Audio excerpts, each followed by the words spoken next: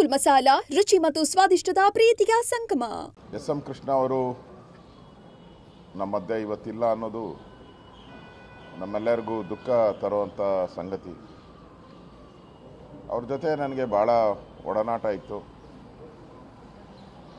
ವಿಶೇಷವಾಗಿ ಬೆಂಗಳೂರಿನ ಜನ ಯಾವತ್ತೂ ಕೂಡ ಮರೆಯಲಾರದ ವ್ಯಕ್ತಿಗಳು ಅಂದರೆ ಅದು ಎಸ್ ಎಂ ಕೃಷ್ಣ ಅವರು. ಯಾವ ರೀತಿ ನಾವು ಕೆಂಪೇಗೌಡರನ್ನ ಸದಾ ನೆನೆಸ್ಕೊತಿರೋ, ಬೆಂಗಳೂರನ್ನು ಕಡ್ದಂಥ ಕೆಂಪೇಗೌಡರನ್ನ ನೆನೆಸ್ಕೊತೀರಿ, ವಿಧಾನಸೌಧ ಕಡ್ದಂಥ ಕೆಂಗಲ್ ಹನುಮಂತಯ್ಯನವ್ರನ್ನ ನೆನೆಸ್ಕೊತೀರಿ, ಅದೇ ರೀತಿ ವಿಕಾಸಸೌಧವನ್ನು ಕಟ್ಟಿ ಬೆಂಗಳೂರಿಗೆ ಮೆರಗನ್ನು ಕೊಟ್ಟಂಥವರು. ಬೆಂಗಳೂರಲ್ಲಿ IT-BT ಬರಬೇಕಾದ್ರೆ ಮುಖ್ಯ ಕಾರಣ ಇವತ್ತು ನಮಗೆ ದೇಶದ ಆದಾಯಕ್ಕೆ, ಕರ್ನಾಟಕದ ಆದಾಯಕ್ಕೆ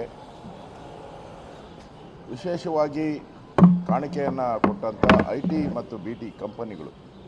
ಅವತ್ತು ಅಟಲ್ ಬಿಹಾರಿ ವಾಜಪೇಯಿ ಅವರ ಕೇಂದ್ರ ಸರ್ಕಾರ ಇದ್ದಾಗ ರಾಜ್ಯದಲ್ಲಿ ಎಸ್ ಎಂ ಕೃಷ್ಣ ಅವರು ಈ ಕರ್ನಾಟಕಕ್ಕೆ IT-BT ಕಂಪನಿ ತರೋ ಮುಖಾಂತರ ಅವತ್ತು ಹೈದರಾಬಾದ್, ಚೆನ್ನೈ, ಮುಂಬೈ, ಕೇರಳ ಈ ಕಡೆ ಕಾಂಪಿಟೇಷನ್ ಇದ್ದಂಥ ಸಂದರ್ಭದಲ್ಲಿ ಅದನ್ನು ಬೆಂಗಳೂರಿಗೆ ತಂದು ಇವತ್ತು ಬೆಂಗಳೂರು ಬೆಳೆಯುವಂಥದ್ದಕ್ಕೆ, ಕರ್ನಾಟಕದ ಆದಾಯ ಬೆಳೆಯುವಂಥದ್ದಕ್ಕೆ ಒಂದು ದೊಡ್ಡ ಕಾಣಿಕೆಯನ್ನು ಸನ್ಮಾನ್ಯ ಎಸ್ ಎಂ ಕೃಷ್ಣಾಜಿಯವರು ನೀಡಿದ್ದಾರೆ. ಬೆಂಗಳೂರು ಜನ ಯಾವತ್ತೂ ಕೂಡ ಮರೆಯೋಕ್ಕೆ ಸಾಧ್ಯ ಆಗದಂಥ ಅಭಿವೃದ್ಧಿ ಕಾರ್ಯಗಳನ್ನು ಬೆಂಗಳೂರಲ್ಲಿ ಅಭಿವೃದ್ಧಿ ಕಾರ್ಯಕ್ಕೆ ವಿಶೇಷ ಚಾಲನೆಯನ್ನು ಕೊಟ್ಟಂಥವರು ಎಸ್ ಎಂ ಕೃಷ್ಣ ಅವರು. ಅವರು MLA ಆಗಿ, ಸ್ಪೀಕರ್ ಆಗಿ, ಉಪಮುಖ್ಯಮಂತ್ರಿಗಳಾಗಿ, ಮುಖ್ಯಮಂತ್ರಿಗಳಾಗಿ, ಕೇಂದ್ರ ಸಚಿವರಾಗಿ, ರಾಜ್ಯಪಾಲರಾಗಿ ಈ ಥರ ಹಲವಾರು ಹುದ್ದೆಗಳನ್ನು ನಿಭಾಯಿಸಿದ್ದಾರೆ, ಸಮರ್ಥವಾಗಿ ನಿಭಾಯಿಸಿದ್ದಾರೆ. ಜನ ಮೆಚ್ಚೋ ರೀತಿ, ದೇಶ ಮೆಚ್ಚೋ ರೀತಿ ಒಂದು ಆಡಳಿತವನ್ನು ಕೊಟ್ಟಿದ್ದಾರೆ. ವಿಶೇಷವಾಗಿ ನೀರಾವರಿ ಕ್ಷೇತ್ರ ಇರ್ಬೋದು, ಎಲ್ಲ ಕ್ಷೇತ್ರದಲ್ಲೂ ಅವರು ತಮ್ಮದೇ ಆದಂಥ ಒಂದು ಅಭಿವೃದ್ಧಿ ಮಾಡೋ ಮುಖಾಂತರ ಛಾಪನ್ನು ಒತ್ತಿದ್ದಾರೆ. ನಿಜಕ್ಕೂ ಅವರ ಒಡನಾಟ, ನಾನು ಕೂಡ ಅವ್ರ ಮನೆಗೆ ಭಾಳ ಸರಿ ಹೋಗಿದ್ದೀನಿ. ಅವರು ಕಾಂಗ್ರೆಸ್ ಬಿಟ್ಟು BJPಗೆ ಬಂದಂಥ ಸಂದರ್ಭದಲ್ಲಿ ನಾನೇ ಅವರನ್ನು ಬೆಂಗಳೂರಿಂದ ದೆಹಲಿವರೆಗೂ ಕರ್ಕೊಂಡೋಗಿದ್ದೆ, ಅವ್ರ ಜೊತೆನೇ ಇದ್ದೆ.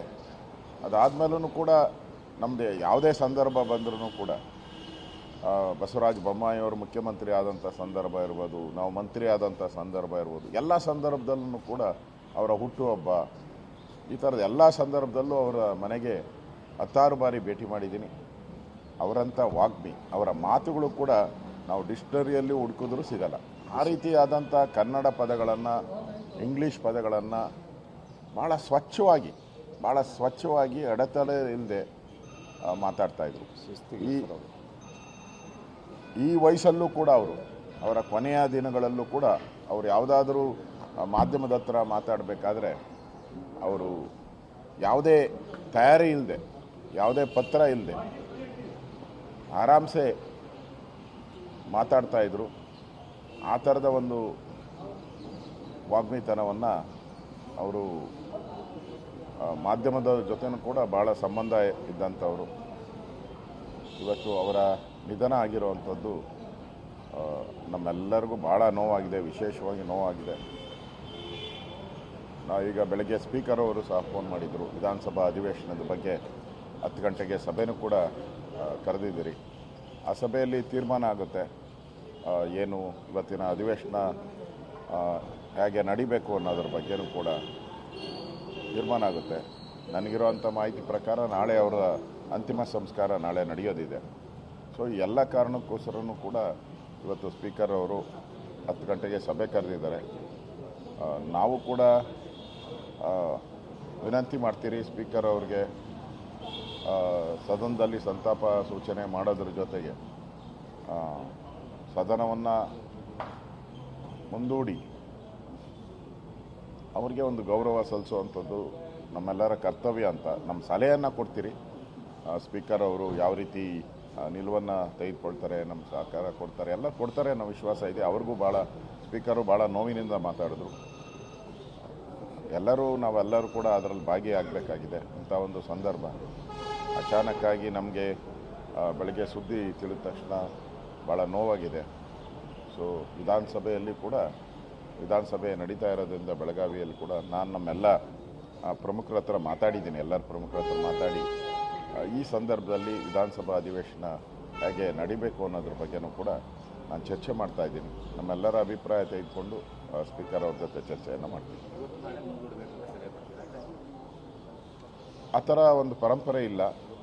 ಇವತ್ತು ಚರ್ಚೆ ಅಂದರೆ ಸಂತಾಪ ಸೂಚನೆ ನಡೆಯುತ್ತೆ, ಅಂದರೆ ಮಧ್ಯಾಹ್ನದವರೆಗೂ ಆಗ್ಬೋದು. ಸೊ ಎಲ್ಲವನ್ನ ಸ್ಪೀಕರ್ ಜೊತೆ ಚರ್ಚೆ ಮಾಡಿ ತಿಳಿಸ್ತೀನಿ. ನಮ್ಮ ನಿಲುವನ್ನು ನಾವೇನಿದೆ ತಿಳಿಸ್ತೀನಿ. ಅಂತಿಮವಾಗಿ ಸ್ಪೀಕರ್ ಅವರು ತಮ್ಮ ತೀರ್ಮಾನವನ್ನು ಮಾಡ್ತಾರೆ. But SM. ಕೃಷ್ಣ ಅಪರೂಪದ ವ್ಯಕ್ತಿತ್ವ ಇರ್ತಕ್ಕಂಥ ಒಬ್ಬ ರಾಜಕಾರಣಿ. ಸೊ ಅವರ ಹಾಕ್ಕೊಡುವಂಥ ಬಟ್ಟೆ ಇರ್ಬೋದು, ಅವರ ಶಿಸ್ತು ಇರ್ಬೋದು, ಅವರು ನಮ್ಮ ಟೆನ್ನಿಸ್ ಸಂಸ್ಥೆ, ರಾಜ್ಯ ಟೆನ್ನಿಸ್ ಏನು ಕಬ್ಬನ್ ಪಾರ್ಕಲ್ಲಿದೆ ಅದರ ಅಧ್ಯಕ್ಷರಾಗಿದ್ದರು. ನಾನು ಉಪಾಧ್ಯಕ್ಷ ಆಗಿದ್ದೆ. ಕಳೆದ 6-7 ವರ್ಷದಿಂದ ಅವರೇ ನನ್ನ ಕರೆದು ನನ್ನ ಕೈಲಿ ಮೀಟಿಂಗ್ಗಳಿಗೆ ಬರೋಕ್ಕಾಗಲ್ಲ, ನೀನೇ ಅಧ್ಯಕ್ಷನಾಗಿ ಮುಂದುವರಿಯಬೇಕು ಅಂತೇಳಿ ನನಗೂ ಕೂಡ ಈಗ ನಾನು ಟೆನ್ನಿಸ್ ಸಂಸ್ಥೆಯ ಅಧ್ಯಕ್ಷನಾಗಿದ್ದೀನಿ. ಎಸ್.ಎಂ. ಕೃಷ್ಣ ಅವರು ಗೌರವ ಅಧ್ಯಕ್ಷರಾಗಿದ್ದಾರೆ. ಅಂದರೆ ಅವರು ಟೆನ್ನಿಸ್ ಪ್ಲೇಯರು. ಅವರು ಕೂಡ ಒಂದು ಕ್ರೀಡಾ ಪ್ರೇಮಿಯಾಗಿ ಕ್ರೀಡೆಯ ಜಗತ್ತಲ್ಲೂ ಕೂಡ ಸಾಧನೆಯನ್ನು ಮಾಡಿದ್ದಾರೆ. ಆ ದೃಷ್ಟಿಯಿಂದ ಟೆನ್ನಿಸ್ ಸಂಸ್ಥೆಯ ಅಧ್ಯಕ್ಷನಾಗಿ ನಾನು ಸಂತಾಪ ಸೂಚನೆಯನ್ನು ಕೂಡ ಮಾಡ್ತಾಯಿದ್ದೆ.